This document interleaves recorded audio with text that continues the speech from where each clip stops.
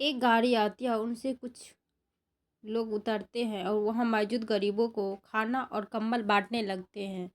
सेजल वहाँ मौजूद बच्चों के लिए अलग अलग स्वेटर लेकर आई थी और वहाँ वह बच्चों को एक किनारे ले जाकर दे रही थी।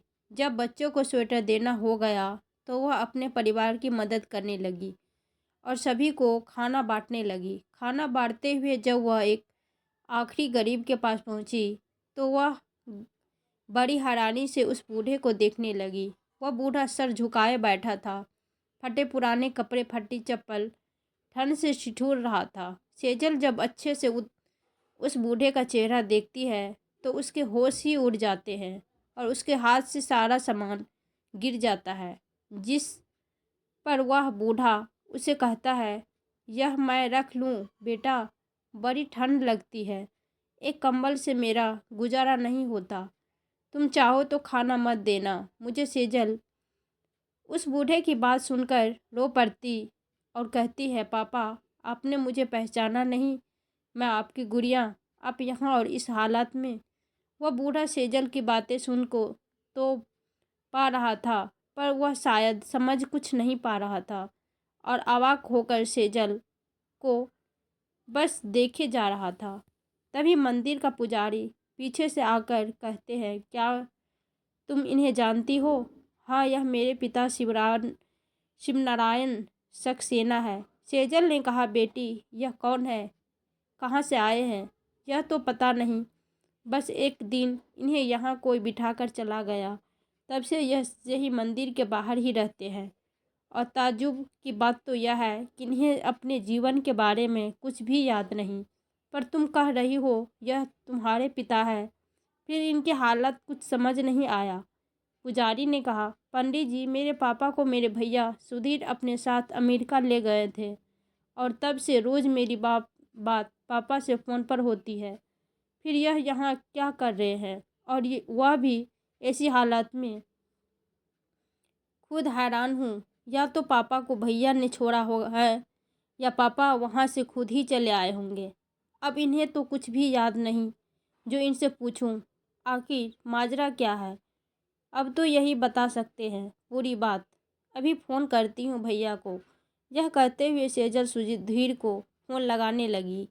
सुधीर के फ़ोन उठाने के बाद, हेलो भैया, कैसे हो, क्या कर रहे हो थे? सेजल ने पूछा। कुछ नहीं, बस तुम्हारी भाभी के साथ बाहर शॉपिंग पर जाने की तैयारी कर रहा था।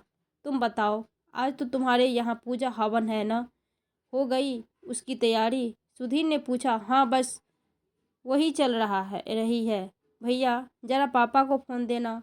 वह क्या है, उन्हें पूजा पाठ काफ़ी पसंद है ना, तो सोचा वीडियो कॉल पर ही उन्हें दिखा दूँ। सेजल ने कहा, अच्छा रुक। यह कहते हुए सुधीर पापा पापा कहते हुए फ़ोन देने लगता है।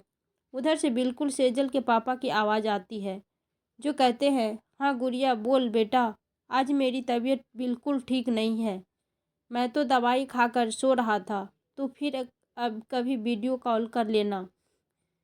उसके बाद सुधीर फ़ोन में आकर कहता है, वह क्या है सेजल, पापा को यहाँ की ठंड बर्दाश्त नहीं हो रही है, इसीलिए थोड़े सुस्त हो गए हैं, तो फिर कभी बात कर लेना। सुधीर के इस बात से सेजल हैरान तो हुई और उसने सोचा, जब पापा यहाँ मेरे सामने बैठे हैं तो फ़ोन पर वह आवाज़ किसकी थी?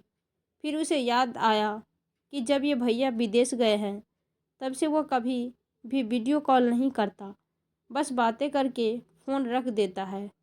जब भी उसे वीडियो कॉल करने को कहती थी वह कोई न कोई बहाना बना ही देता था। आखिर यह सब हो क्या रहा है, सेजल ने सोचा, और फिर वह शिव नारायण जी को अपने साथ ले गई। वह अपने पति अमित से कहती है, पता नहीं अमित या पापा को क्या हो गया है, और जब भैया इन्हें अमेरिका ले जाने वाले थे तो यह यहाँ इस हालात में कैसे? यह न तो मुझे पहचान रहे हैं और न उधर भैया भी पता नहीं किससे मेरी बात करवाते आए हैं इतने दिनों तक। सेजल तुम्हें पक्का यकीन है ना यह पापा ही है? क्योंकि मैं इसीलिए ऐसा कर रहा हूँ।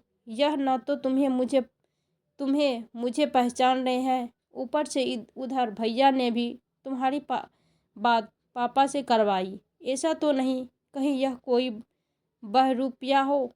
अमित ने कहा, यह कैसी बातें कर रहे हो आप? यह मेरे पापा ही है। यह बहरूपिया वगैरह फिल्मों में होता है, असल ज़िंदगी में नहीं। और मैं अपने पापा को नहीं पहचानूंगी क्या? यहाँ कोई बड़ी साजिश हुई है, पर पता कैसे करूँ? भैया इतनी दूर बैठे हैं और फ़ोन पर, वह तो सच्चाई बताने से रहे, और यहाँ पापा भी सब कुछ भूल कर बैठे हैं।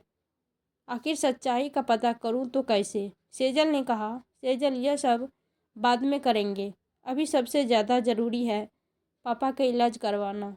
एक बार पापा ठीक हो जाए, बाकी तो सब कुछ अपने आप ही सही हो जाएगा। अमित ने कहा, ठीक कह रहे हो। यह कहकर सेजल शिव नारायण जी के पैरों के आगे बैठकर कहती है, पापा आपको अपनी गुड़िया याद नहीं?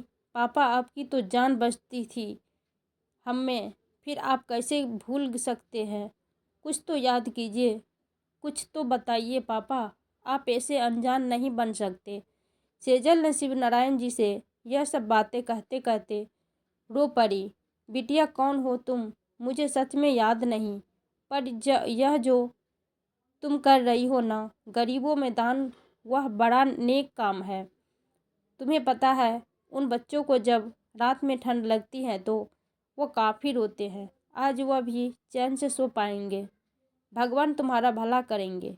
शिव नारायण जी ने अपने कांपते हाथों को उठाकर सेजल को आशीर्वाद देते हुए कहा, पापा यह भी आपने ही तो सिखाया है कि जब आप किसी की मदद करने के लायक हो तो ज़रूर करो, क्योंकि भगवान ने जितना हमें दिया है उतना ही तो शायद किसी का सपना हो। पापा भले ही अभी आपको कुछ याद नहीं, पर मुझे सब कुछ याद है, और अब आपकी यह बेटी आपकी भी मदद करेगी। सेजल ने कहा। अगले दिन सेजल शिव नारायण जी को डॉक्टर के पास ले जाती है और डॉक्टर उसे कहते हैं, यह किसी गहरी सदमे की वजह से अपनी याददाश्त खो चुके हैं। ऐसे मरीजों का वापस से याददाश्त आना बड़ा मुश्किल होता है, पर कभी कभी अगर वही मंजर इन्हें दोबारा नज़र आ जाए जिससे इन्हें सदमा लगा है, तो शायद याददाश्त वापस आ जाती है। पर यह अभी पक्का नहीं कर सकते। मुझे इनके कुछ टेस्ट करने पड़ेंगे, फिर इनकी हालत कहाँ तक बेहतर की जा सकती है उसकी कोशिश करेंगे। सेजल यह सुनकर काफ़ी मायूस हो जाती है और फिर वह शिव नारायण जी को घर वापस लेकर आ जाती है। घर आकर वह अमित से कहती है, अमित आज से पहले कभी मैंने खुद को इतना लाचार महसूस नहीं किया। समझ रही हूँ कि पापा का साथ ज़रूर कुछ न कुछ बुरा हुआ है, पर कर भी नहीं पा रही। क्या करूँ जो पापा ठीक हो जाए और मुझे सब कुछ पता चल जाए। देखो सेजल, डॉक्टर कहे मुताबिक पापा को वापस से वही मंजर याद दिलाने से ही उनकी याददाश्त वापस आएगी, पर जब हमें पता ही नहीं होगा कि पापा को सदमा कौन सी बात पर लगा है, हम वह मंजर उन्हें कैसे दिखा सकते हैं। अब तो एक ही रास्ता है हमें सब कुछ, अब बस सुधीर भैया ही बता सकते हैं। अमित ने कहा, पर भैया जो इतने दिनों से झूठ बोलते आए हैं, मुझे अब क्यों सच बताएंगे भला? मैं तो बस यह सोचकर हैरान हूँ कि भैया को अमेरिका गए लगभग 1 साल से भी ज़्यादा हो गया, और तब से पापा इसी हालात में जी रहे थे। सर्दी गर्मी बरसात की मार झेलते रहे, और मैं बेवकूफ़ यहाँ से दूर बैठी यही समझती रही कि पापा अमेरिका में आराम से हैं। क्यों मेरे दिमाग में एक बार भी यह बात नहीं आई कि पापा को भैया कभी वीडियो कॉल पर आने क्यों नहीं देते? सेजल ने कहा, जानता हूँ सेजल, तुम्हारी तकलीफ़ अभी मैं समझ सकता हूँ, पर यह वक्त भावनाओं में बहने का नहीं है, एक ठोस कदम उठाने का है। सुधीर भैया यूँ सच्चाई तो नहीं बताएंगे, उल्टा अगर उन्हें पापा के बारे में पता लग गया तो वह इंडिया कभी वापस नहीं आएंगे। इसीलिए हमें सबसे पहले उन्हें यहाँ धोखे से बुलाना होगा और सिर्फ एक ही चीज़ है जो उन्हें यहाँ बुला सकती है, वह है पैसा। तुम भैया को फ़ोन कर कहोगे कि पापा की कोई पॉलिसी मैच्योर हुई है पूरे 1 करोड़ की, और वह पापा को यहाँ लाकर आकर साइन करने के बाद ही सीधे उनके अकाउंट में मिलेंगे। उसे कुछ शक न हो उसके लिए कहना, पापा से पूछना ज़रा कि कोई पॉलिसी जिसमें कोई अल्टरनेट पते पर मेरा घर का पता डाला था। जब तुम मेरा ऐसा पूछोगी तो वह या तो कोई बहाना बनाएंगे या कहेंगे हाँ पापा हाँ कह रहे हैं। पैसे की बात सुनते ही वह ज़रूर आएगा। तब हम उसकी गिरेबान पकड़ेंगे और जब वह आएगा पहले हम देखेंगे कि पापा को साथ लाने का वह क्या बहाना बनाते हैं। तब तक वह पापा को कहीं छुपा कर रखना होगा। अमित ने कहा। उसी रात शिवनारायण जी जब सो रहे थे वह नींद में ज़ोर ज़ोर से चीखते हुए कहने लगे, मैं नहीं मारा उसे, मैं नहीं मारा उसे। बेटा तू यो यकीन कर, सेजल नारायण जी के कमरे में ही सोई थी। वह इस आवाज़ से उठ बैठी पर उसने शिवनारायण जी को जगाया नहीं। उसे लग रहा था कि नींद में ही शायद शिवनारायण जी कुछ काम की बातें बता देंगे, पर वह इन शब्दों के अलावा कुछ नहीं बोले और शांत होकर वापस से सो गए। अगले दिन सेजल सुधीर से फ़ोन पर कहती है जैसे उसे अमित कहता है। फिर सेजल कहती है, ज़रा पापा को फ़ोन देना। जिस पर सुधीर कहता है, अरे पापा अपने हम उम्र दोस्तों के साथ बाहर जाते हैं, इस समय पूरे दिन घर पर रहकर बोर हो जाते हैं, इसीलिए मैं ही कहता हूँ चले जाया करे। अरे मैं उन्हें बता दूँगा और अगर आने की ज़रूरत पड़ेगी तो ज़रूर आऊँगा। एक बात बता, अगर सिर्फ मैं आऊँ तो चलेगा? वह क्या है ना पापा की अब उम्र भी काफ़ी हो गई है तो सफ़र उन्हें रास नहीं आती, वह भी इतना लंबा सफ़र। भैया पॉलिसी पापा के नाम पर है तो उनके तो साइन चाहिए होगी ना, पर क्योंकि उन्होंने नॉमिनी में आपको रखा है तो मैं पूछती हूँ वकील से कि सिर्फ आपके साइन से काम होगा या नहीं। यह कहकर सेजल फ़ोन रख देती है। अगले दिन वापस से सुधीर को कॉल करके कहती है, हाँ भैया आपके साइन भी चलेंगे। तो इस पर सुधीर कहता है, ठीक है मैं सबसे जल्दी की टिकट करवा कर आता हूँ। वह तुम्हारी भाभी भी आना चाहती है, काफ़ी दिन हो गए ना हमें वहाँ आए हुए। हाँ भैया आप सभी का स्वागत है। काश कि पापा भी आ जा पाते तो उनसे भी मिलना हो जाता, पर आप और भाभी दोनों आ जाएंगे तो पापा की वहाँ देखभाल कौन करेगा? सेजल ने कहा, यहाँ पापा के लिए फुल टाइम मेड है जो पापा के अच्छे से देखभाल करती है, और कुछ दिनों की ही तो बात है। सुधीर ने कहा फ़ोन रखने के लिए बाद सेजल अमित से कहती है, कैसे झूठ पर झूठ बोले जा रहे हैं। आओ भैया, जो तुम्हारे झूठ का करार जवाब मैंने भी न दिया तो मेरा नाम भी सेजल नहीं। सेजल हमें बड़े सतर्क होकर पूरा काम करना पड़ेगा, कहीं ऐसा न हो कि सुधीर के यहाँ आने से पहले उसे सब कुछ पता लग जाए, अमित ने कहा। उसके बाद एक दिन सेजल शिवनारायण जी को पार्क में घूमने ले जाती है। वह वहाँ बैठे अपने पापा को कुछ पुरानी तस्वीर दिखा रही थी, पर शिवनारायण जी उन तस्वीरों को एक अनजान की तरह ही देखे जा रहे थे। यहाँ तक कि वह अपनी पत्नी को भी नहीं पहचान रहे थे। पर जैसे ही सेजल ने फ़ोन पर तस्वीर बदलते बदलते शिवनारायण जी को सुधीर की तस्वीर दिखाई दी तो शिवनारायण जी चेहरे का भाव ही बदल गया। वह एकाएक बोल पड़े, अरे यह तुम्हारे परिवार के बीच में क्या कर रहा है? आप जानते हो इन्हें क्या किया था? इन्होंने सेजल उत्तेजित होकर शिवनारायण जी से पूछने लगी। इससे पहले शिवनारायण जी कुछ बताते एक बुजुर्ग व्यक्ति वहाँ जाकर सेजल से कहता है, अरे सेजल बेटा, तुम कितने दिनों बाद मिलना हो रहा है तुम लोगों से। और शिवनारायण यह अमेरिका से कब आया? अरे दिनेश अंकल, आप कैसे हैं? सेजल ने पूछा। बेटा मैं तो ठीक हूँ। जब से इस मोहल्ले में दूर गया हूँ सबसे लगभग रिश्ता टूट ही गया है। उम्र हो गई है, ज़्यादा घर से निकलना नहीं हो पाता। शिवनारायण से तो तब मिला था जब यह अमेरिका जाने वाला था। उसके बाद यह कब आया? और तुम शिवनारायण आने के बाद एक फ़ोन तो कर सकते थे न मुझे। हम पड़ोसी कम दोस्त ज़्यादा थे। थोड़ी दूर चला गया। क्या चला गया, सारे रिश्ते ही तोड़ दिए। दिनेश जी ने कहा। अंकल क्या बताऊं आपको, पापा को भी अभी कुछ भी याद नहीं।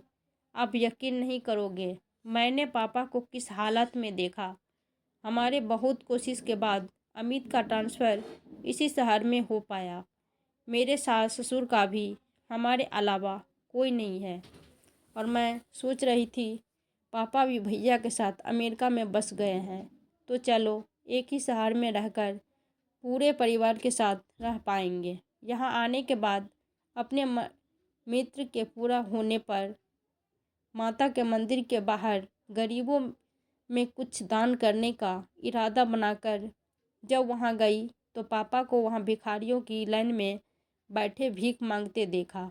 मैं तो बता नहीं सकती अंकल, उस वक्त मुझ पर क्या बीती। सोचा था पापा अमेरिका में आराम से है, पर यहाँ तो पापा की ऐसी हालत। अब इनके साथ क्या हुआ न तो यह बता सकते हैं न ही भैया बताएंगे। सेजल ने कहा, बेटा जब उसने मुझे अपने अमेरिका जाने की बात बताई थी, वह भी सुधीर के साथ, तभी मुझे यह बात खटकी थी, क्योंकि सुधीर कभी सीधे मुंह तो इनसे बात ही नहीं करता था। यह अक्सर जाकर अपना दुख मुझे बताया करता था। एक बार की बात है, जब यह मुझे मिलने आया तो उसने कहा, दिनेश एक कप चाय पिलाएगा? मैंने अपनी बहू से कहकर चाय मंगवा दिया। चाय आने के बाद भी यह कुछ न कहना चाह रहा था, पर कह नहीं पा रहा था। जब मैंने पूछा, शिवनारायण कोई परेशानी है बताना, तो यह मुझसे कहने लगा, दिनेश तुम मुझे कुछ खिला सकता है क्या? बड़ी भूख लगी है यार। पर यह बात सुधीर या बहू को मत बताना। वह क्या है ना, सुबह से यह दोनों कहीं निकले हुए हैं। मुझे यह भी नहीं पता कब आएंगे। मैंने सोचा मेरा खाना फ्रिज में रख कर गए होंगे, पर घर में कोई खाना नहीं है। बहुत ज़ोरों की भूख लगी है, पैसे भी नहीं है मेरे पास। इस पर मुझे सुधीर पर काफ़ी गुस्सा आया। ऐसे कैसे कोई कर सकता है? पर इसने मुझे कहा, यार कुछ खिला दे, शुगर का मरीज़ हूँ, ज़्यादा देर तक भूखा नहीं रह पाता। फिर मैंने इसे पोहा दिया। यह तो रही उस दिन की बात।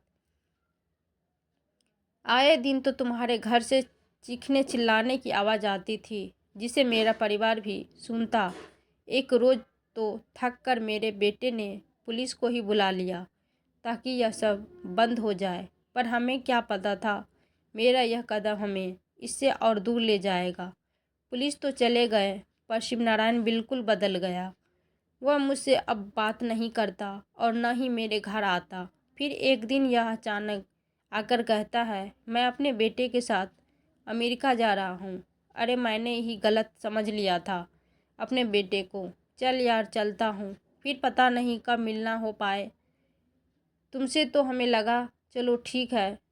तो अच्छा सब कुछ सही हो गया और इन लोगों को मैंने अपनी आंखों से घर को ताला लगाकर निकलते हुए देखा। फिर कुछ दिनों बाद हम भी अपने नए घर में शिफ्ट हो गए। फिर सीधा आज मिल रहा हूँ। दिनेश जी ने कहा, इतना सब कुछ चल रहा था, पर पापा ने मुझे कभी कुछ नहीं बताया। अब तो मुझे पक्का यकीन हो रहा चल गया है इन सब में इसमें भैया की कोई बड़ी प्लानिंग ही होगी।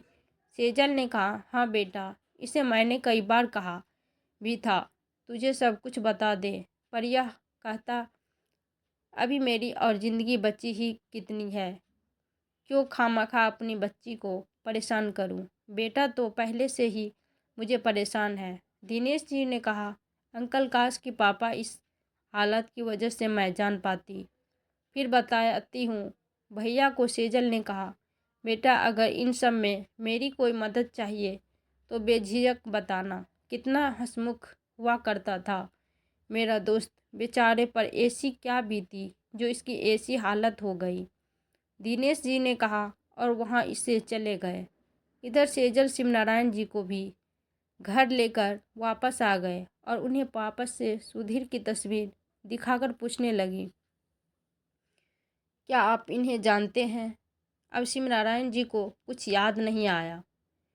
दिन बीतते गए और एक दिन सुधीर भी आ गया। सुधीर के आने से पहले ही सेजल ने शिवनारायण जी को छुपा दिया था।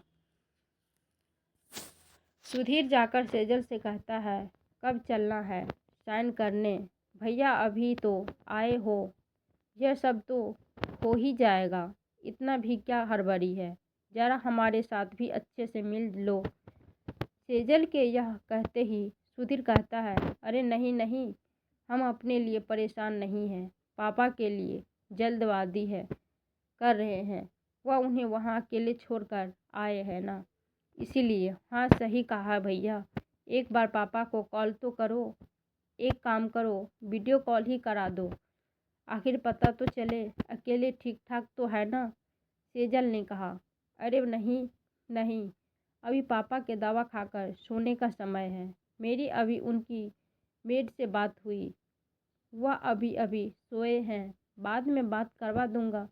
सुधीर ने कहा, अच्छा चलो ठीक है, तुम नहीं सही मैं ही तुम लोगों को पापा से मिलवा देती हूँ। सेजल के ऐसा कहते ही अमित पीछे से शिवरायन जी को लेकर अंदर आ जाता है, जिसे देखकर सुधीर और उसकी पत्नी ममता की आंखें फटी की फटी रह जाती है। क्या हुआ भैया, इतना क्यों चौंक रहे हो? तुम लोगों को क्या लगा कि इतना बड़ा कांड करके तुम लोग बच जाओगे? अरे पॉलिसी तो बस बहाना था तुम लोगों को यहाँ बुलाने की, असल में तो तुम लोगों की पूरी सच्चाई पापा ने मुझे पहले ही बता दी थी। अब तुम लोग अमेरिका नहीं जेल जाओगे। सेजल ने कहा, क्या पापा ने बताई है? पर इनकी तो याददाश्त ही चली गई थी, फिर इन्होंने कैसे बताया? सुधीर ने घबराहट में कह दिया, अरे वाह तो सब पता है तुम्हें, चलो अच्छा हुआ। अब पापा के साथ क्या हुआ और उनकी ऐसी हालत कैसे हुई, अब तुम मुझे बताओगे, वरना कुछ ऐसे सबूत है मेरे पास जिससे तुम्हारे वापस अमेरिका लौटने का सपना बन जाएगा। और अगर अपना पूरा सच बता दोगे तो शायद मुझे तुम पर तरस आ जाए और मैं तुम्हें माफ़ कर दूं। सेजल ने कहा, वह क्या है ना सेजल, पापा की बढ़ती उम्र हम पर बोझ बन गई थी। हम उनसे पीछा छुड़ाना चाहते थे, इसीलिए हम उस घर को बेचकर हमेशा के लिए अमेरिका जाना चाहते थे। पर पता नहीं पापा को यह बात कैसे पता चल गई और वह इस घर को बेचना ही नहीं चाहते थे। वह तो सोच रहे थे अमेरिका वह हमारे साथ रहने जाएंगे, तो हमने सीधा उंगली से घी न निकले देख उंगली टेढ़ी करने की सोची। ममता ने एक आइडिया बनाया जिसमें ममता चाकू लेकर पापा के सामने आकर कहती है, पापा जी जो अपने कागजात पर साइन न किया तो मैं अपने हाथ के नसें काटकर अपनी जान दे दूंगी। मैं भी नाटक कर उसे ऐसा करने से रोकने लगा। पापा को लगा कि ममता सच में ऐसा करेगी तो वह बुरी तरह घबराकर उन कागजात पर साइन कर देते हैं, जिसके बाद भी ममता चाकू को ऐसे अपने हाथों पर चलाती है जिससे पहले से ही फिट किया हुआ नकली खून का पैकेट फट जाता है और वह गिरकर मर जाने का नाटक करने लगती है। दरअसल यह इसलिए किया क्योंकि हमें पापा को अपने साथ न ले जाना पड़े। पापा ममता के नकली खून को असली समझ बैठे और सदमे में बेहोश हो गए। जब उनसे होश आया तो उन्हें इतना गहरा सदमा लगा और वह सब कुछ भूल गए। हमने देखा यह अच्छा मौका है हमारे लिए। लगभग तुझे लेकर सभी को हमारे अमेरिका जाने की बात पता थी और हमने पापा की याददाश्त चले जाने का फ़ायदा उठाया और उन्हें अपने साथ लेकर तो निकले, पर बीच रास्ते में ही छोड़ दिया, क्योंकि हमें पता था न तो पापा अब अपने घर की पहुंच पाएंगे और न ही किसी को अपना परिचय दे पाएंगे। पर पता नहीं यह तुम्हें कैसे मिल गए, सुधीर ने कहा। अभी भी एक बात छुपा रहा है नालायक। बताना किस तरह तुम लोगों ने मुझे जहर देकर मारने की कोशिश भी की थी। वह तो भला हो उस बिल्ली का जिसने मेरा खाना खा लिया और मेरी जगह वह चल बसी। वहाँ खड़े शिव नारायण जी भी अचानक से बोल पड़े। आपको सब याद आ गया पापा? सेजल ने कहा। हाँ बेटा, जब यह हमारी कहानी बता रहा था तभी मुझे सब कुछ याद आ गया, पर मैं देख रहा था कि आखिर मेरी मरी हुई बहू जिंदा कैसे हो गई। शिव नारायण जी ने कहा। भैया, इतना कुछ करते रहे, जरा सा भी शर्म नहीं आई तुम्हें? अरे यह हमारे पापा है। लगभग 1 साल से भी ज़्यादा यह सड़क पर जी रहे थे और आगे भी एक दिन ऐसे ही चले भी जाते। तब भी तुम हमें यहाँ यही कहते कि पापा का अंतिम संस्कार कर दिया। इतने दिनों से जो तुम पापा की आवाज़ सुना रहे थे वह कैसे कर रहे थे? सेजल ने कहा। वह तो एक आवाज़ को रिकॉर्ड कर एक ऐप के जरिए करता था ताकि किसी को कोई शक न हो, सुधीर ने कहा। उसके बाद सेजल कहती है, सारी भैया, आप दोनों कभी अमेरिका नहीं जा पाएंगे क्योंकि पुलिस आ रही है और वह आप लोगों को असली जगह ले जाएंगे। और सबूत के लिए सॉरी, बातें रिकॉर्ड भी टिंग भी हो गई है। नहीं सेजल, माफ़ कर दे मुझे पापा, अब तो कुछ कहिए ना। बड़ी मुश्किल से अमेरिका में सेटल हो पाया, सब बर्दाश्त बर्बाद हो जाएगा, सुधीर ने कहा। इस पर शिव नारायण जी ने रणबीर को एक चांटा लगाकर कहा। अब क्यों माफ़ी मांग रहा है? जा कोई और योजना बना मुझे बीमार बताने की। बेटा, भगवान की लाठी में आवाज़ नहीं होती, फिर भी पुलिस आकर सुधीर भैया और ममता को ले जाती है। उसके बाद सेजल शिव नारायण जी के सीने से लग कर कहती है, पापा, आज मैं बहुत खुश हूँ क्योंकि आप ठीक हो गए। आपसे कोई और भी मिलने आया है, वह देखिए। तभी दिनेश जी भी आते हैं और कहते हैं, क्यों भुलक्कर, मुझे याद है? शिव नारायण जी हंसते हुए बोले, हाँ, तुझे कैसे भूल सकता हूँ यार। पर एक बात बता, तू तो बड़ा खुश था अमेरिका जाने के लिए। कहीं से भी ऐसा नहीं लग रहा था कि सुधीर तुझ पर जोर डाल रहा है, दिनेश जी ने कहा। हाँ, क्योंकि कुछ दिनों से दोनों बड़ी चिकनी चुपटी बातें कर रहे थे। मुझे तो बाद में पता चला कि यह इस घर को बेचकर हमेशा के लिए मुझे जहर देकर जान से मारने का इरादा बना रहे थे। तभी मैंने विरोध किया, पर देखो क्या से क्या हो गया।